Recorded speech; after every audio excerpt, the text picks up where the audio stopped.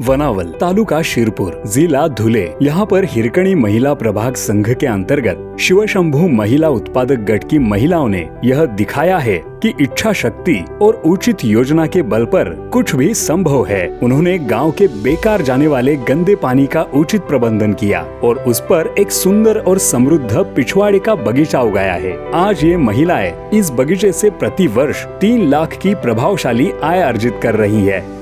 2018-2019 में वर्धिनी हमारे गांव में आई और उन्होंने हमें उमेद अभियान महाराष्ट्र राज्य ग्रामीण आजीविका मिशन के बारे में जानकारी दी। उमेद अभियान के बारे में जानकारी प्राप्त करने के बाद उन्होंने समझाया कि उमेद अभियान कैसे काम करता है। फिर मैं उमेद अभियान में शामिल हो गई और शामिल होने के बाद मुझे सभी लेन देन और अन्य पहलू समझ में आने लगे। फिर उमेद अभियान के भीतर अपनी आजीविका सृजन के लिए हमने वनावल गाँव में हिरकणी महिला आदर्श प्रभाग संघ के तहत गांव के गंदे पानी का उपयोग करके एक जैविक पिछवाड़े का बगीचा स्थापित किया। इस पिछवाड़े के बगीचे में ये महिलाएं बिना किसी रासायनिक उर्वरक या कीटनाशक के पूरी तरह से जैविक तरीकों से 22 विभिन्न प्रकार की फसलें उगाती है। ये सभी फसलें मानव स्वास्थ्य के लिए बहुत पौष्टिक और फायदेमंद है। ये महिलाएं न केवल आर्थिक रूप से सशक्त हुई है, बल्कि उन्होंने अपनी मेहनत से एक मिसाल कायम की है। उनका काम निश्चित रूप से दूसरों के लिए प्रेरणादायक है।